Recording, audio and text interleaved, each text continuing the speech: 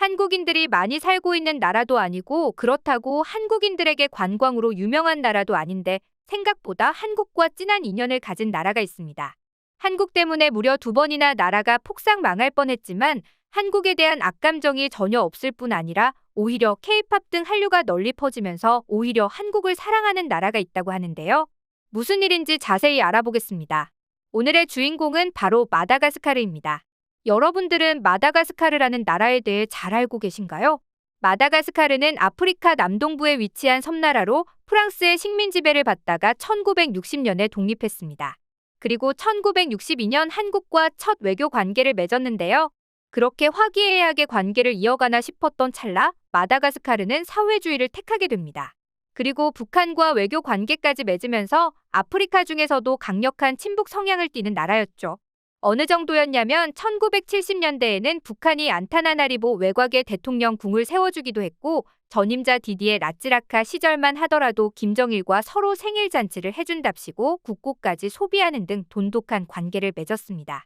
그렇다 보니 한국과 마다가스카르는 자연스레 외교가 끊어질 수밖에 없었는데요. 이런 이유로 1988년 한국에서 열렸던 서울올림픽에도 불참하게 된 것입니다. 이 일화는 한국 드라마 응답하라 1988에서도 나오는데요. 여자 주인공인 덕선이가 마다가스카르를 담당하는 피켓걸로 선정돼 연습에 매진했지만 갑자기 마다가스카르가 돌연 올림픽 불참을 선언했고 덕선이가 크게 실망했던 에피소드였죠. 그렇게 꽤나 오랜 시간 동안 인연을 끊어왔던 마다가스카르와 한국. 그런데 상황이 1990년대에 들어서면서 손바닥 뒤집듯 바뀌었습니다. 마다가스카르의 지파 정권이 들어서면서 외교 관계가 많이 호전되었는데요. 한국 기업들이 마다가스카르에 꽤 많이 진출하는 등 두 나라의 관계가 좋아지기 시작했죠.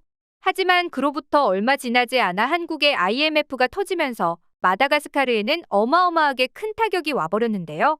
물론 한국이 원해서 IMF가 일어난 것도 아니고 한국의 IMF로 인해 마다가스카르뿐만 아니라 다른 나라들의 경제도 위축되긴 했지만 마다가스카르가 한국 때문에 피해를 입었다고 생각한 이유는 무엇이었을까요? 그건 유독 마다가스카르의 피해가 컸기 때문입니다. 비록 굉장히 다양하고 풍부한 자원을 가진 마다가스카르였지만 이들에게 없는 건 바로 기술이었죠. 그렇다 보니 농업이 주 수입원일 수밖에 없었는데요.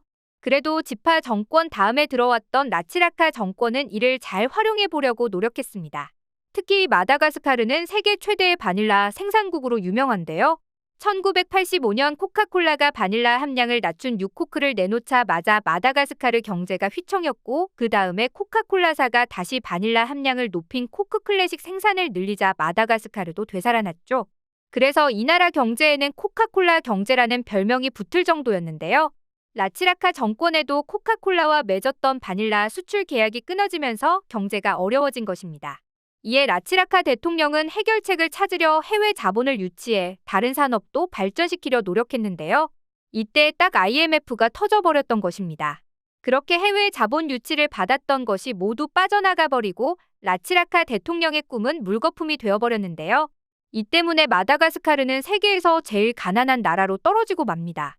결국 이 경제 위기로 민심을 엄청 잃게 된 라츠라카는 재선에서 떨어져 마르크 라발로 마나나에게 그 자리를 내어줄 수밖에 없었는데요. 라발로 마나나 대통령은 경제인 출신으로 농지를 외국인에게 전면 개방하는 등 그전까지는 조금 다른 행보를 보이며 마다가스카르의 경제를 상승시키는 듯 보였습니다. 하지만 여기서 또 한국이 등장하는데요. 마다가스카르는 2008년 대우와 농토 임대 협약을 맺게 됩니다. 그런데 그 조건이 99년 동안 전체 농경지의 절반을 양도받아 옥수수와 파묘를 생산할 수 있다는 것이었는데요. 마다가스카르의 전체 경작지의 절반은 한국의 전체 경지 면적과 거의 맞먹는 크기였는데요.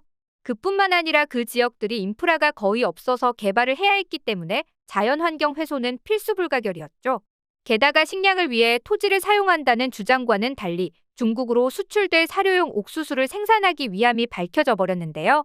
거기에 라조엘레나라는 인물이 정치권에 등장하면서 이 사업은 무산되고 말았습니다. 라조엘레나는 수도 안타나나리보 시장 선거에서 63%라는 득표율을 얻을 정도로 슈퍼루키 정치인이었는데요.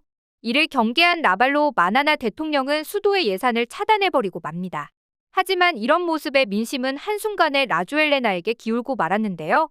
거기에 라조엘레나는 프랑스로 도망간 라츠라카 전 대통령을 찾아가 왜 대우랑 그런 계약을 했는지 비판하는 인터뷰까지 따오며 민심을 잡기 위해 노력했죠.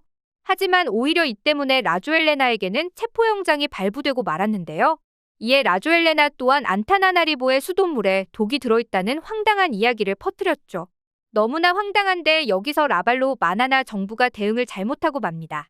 사실이 아니라곤 말했지만 수돗물에 독이 있다 없다라고 정확하게 말하지 않아서 국가 혼란을 불러일으켜 버렸는데요. 이에 참을 수 없던 시위대는 모두 들고 일어서 대통령 궁으로 갔고 이 시위를 진압하는 과정에서 100명이 사망하고 218명이 다치는 일이 발생해버립니다. 결국 군부까지 라조엘레나 편을 들며 결국 라발로 마나나를 몰아내고 정권을 잡았는데요. 라조엘레나가 제일 먼저 한 일은 대우의 농지임대 개발을 무효화시키는 것이었죠.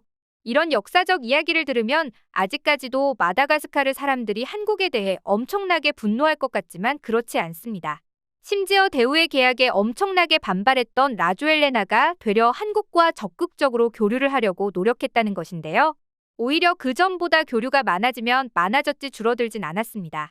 그 중에서도 마다가스카르가 한국에게 가장 고마워하는 것이 바로 농업인데요. 마다가스카르 또한 쌀을 주식으로 하는 나라입니다. 그런데 한철에 비가 쏟아지고 나머지는 건조한 기후라는 점이 한국과 흡사했는데요. 이 때문에 한국식 농법과 통일별을 건네주자 큰 성공을 거두었던 겁니다. 그뿐만 아니라 마다가스카르에 널리 퍼진 한류도 두 나라 사이를 끈끈하게 묶어주는 데에 한몫을 했는데요. 이곳에서 불고 있는 한류 열풍 중 가장 돋보이는 건 역시나 K-팝에 대한 사랑입니다.